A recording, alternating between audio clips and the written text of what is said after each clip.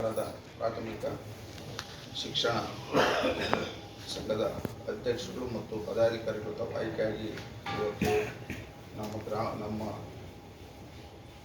ಮನೆ ಹತ್ರ ತಾವೆಲ್ಲರೂ ಆಗಮಿಸಿ ಈ ಒಂದು ಕಾರ್ಯಕ್ರಮದಲ್ಲಿ ಭಾಗವಹಿಸಿದ್ದೀರಿ.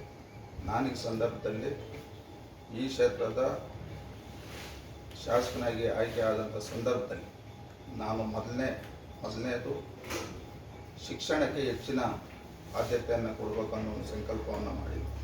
ಇವತ್ತು ನಾವು 4 ಸಂಕಲ್ಪವನ್ನು ಮಾಡಿದ್ವಿ. ಒಂದು ಶಿಕ್ಷಣ, 2ನೇದು ಆರೋಗ್ಯ, 3ನೇದು ಈ ಕ್ಷೇತ್ರದಲ್ಲಿ ಅಭಿವೃದ್ಧಿ, 4ನೇದು ಈ ಕ್ಷೇತ್ರದಲ್ಲಿ ಇರ್ತಕ್ಕಂಥ 56,700 ಕುಟುಂಬಗಳು ನೆಮ್ಮದಿಯಿಂದ ಜೀವನ ಮಾಡಬೇಕನ್ನೋ ಸಂಕಲ್ಪ. ನಮ್ಮ ಮತದಾರರು ನಮ್ಗೆ ಕೊಟ್ಟಿರ್ತಕ್ಕಂಥ ಅಧಿಕಾರವನ್ನು ಎಲ್ಲಿ ಸಹ ದುರುಪಯೋಗಪಡಿಸದೆ ಇವತ್ತು ಪ್ರಾಮಾಣಿಕತೆಯಿಂದ ನಾವು ಈ ಒಂದು ಆಡಳಿತವನ್ನು ಮಾಡ್ತಾ ಇದ್ದೀವಿ. ನಾವು ಶಿಕ್ಷಕರು, ಇವತ್ತು ಶಿಕ್ಷಕರು ಅಂದರೆ ಹಿಂದೆ ಗುರುಗಳು ಅಂತ ಇದೆ. ಇವತ್ತು ತಾವೆಲ್ಲರೂ ಪ್ರಾಸ್ತಾವಿಕವಾಗಿ ಮಾತಾಡಿದ್ರು. ಇವತ್ತು ಶಿಕ್ಷಕರು ಗುರುಗಳು ಅಂದರೆ ಒಂದು ಮಾತೃದೇವೋಭವ, ಪಿತೃದೇವೋಭವ, ಗುರುದೇವೋಭವ, ಈ 3 ಸ್ಥಾನ ಅನ್ನೋದು ಇವತ್ತು ಅದು ಹಿಂದೆ ದೇವತೆಗಳ ಕಾಲದಿಂದ ಬಂದಿರತಕ್ಕಂಥ ಒಂದು ಇತಿಹಾಸವನ್ನು ನಾವು ಗಮನಿಸಿದ್ವಿ. ಈ ಕ್ಷೇತ್ರದ ನಿರಂತರವಾಗಿ ನಾವು ಗಮನಿಸಿದಾಗ 65ರಿಂದ 70% ಆರ್ಥಿಕವಾಗಿ ಮತ್ತು ಶೈಕ್ಷಣಿಕವಾಗಿ ಹಿಂದುಳಿದಿರ್ತಕ್ಕಂಥ ಕುಟುಂಬಗಳನ್ನ ನಾವು ಗಮನಿಸಿ ಇವತ್ತು ಸರ್ಕಾರಿ ಶಾಲೆಗಳಿಗೆ ನಾವು ಹೆಚ್ಚಿನ ಒತ್ತನ್ನು ಕೊಡ್ತಾ ಇದ್ದೀವಿ.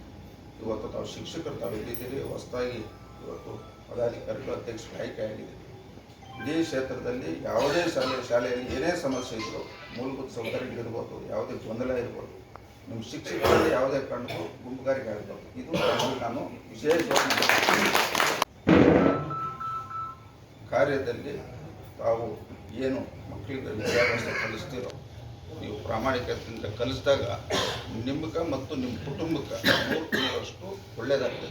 ಯಾಕೆ ಮಾತಾಡ್ತಾ ಇದ್ದೇನೆ, ನಾನು ಸುಮಾರು ವರ್ಷಗಳಿಂದ ಈ ಕ್ಷೇತ್ರದಲ್ಲಿ ಪ್ರತಿ ಗ್ರಾಮದಲ್ಲೂ ನಾನು ಗಮನಿಸಿರ್ತಕ್ಕಂಥ ಇವತ್ತು ಶಿಕ್ಷಕರಾಗಿ ಸೇವೆ ಸಲ್ಲಿಸಿರ್ತಕ್ಕಂಥವ್ರು ಇವತ್ತು ಒಂದು ಉನ್ನತ ಸ್ಥಾನದಲ್ಲಿ ಈ ನಮ್ಮ ಜೊತೆಯಲ್ಲಿ ಇದ್ದಾರೆ, ಈ ರಾಜ್ಯದಲ್ಲೂ ಇದ್ದಾರೆ. ಇದನ್ನ ತಾವು ದಯವಿಟ್ಟು ಎಲ್ಲರೂ ಗಮನದಲ್ಲಿ ಇಟ್ಕೊಂಡು ನಿಮ್ಮ ಒಂದು ಸೇವೆಯನ್ನು ಇವತ್ತು ನನ್ನ ಒಂದು ಅಧಿಕಾರಾವಧಿಯಲ್ಲಿ ನಾನು ನಿರಂತರವಾಗಿ 2023-24ನೇ ಸಾಲಿನ ಇರ್ಬೋದು, 24-25ನೇ ಸಾಲಿನ ಇರ್ಬೋದು, 26-27-26ನೇ ಸಾಲ 3 ವರ್ಷವೂ ಈ ಒಂದು ಶಿಲ್ಘಟ್ಟ ವಿಧಾನಸಭಾ ಕ್ಷೇತ್ರದಲ್ಲಿ 1ನೇ ಸ್ಥಾನ ಪಡಿಬೇಕು ಚಿಕ್ಕಬಳ್ಳಾಪುರ ಜಿಲ್ಲೆಯಲ್ಲಿ ಅಂತ ಪ್ರಾಮಾಣಿಕತೆಯನ್ನು ಪ್ರಯತ್ನ ಮಾಡ್ತಾಯಿದ್ದೀರಿ.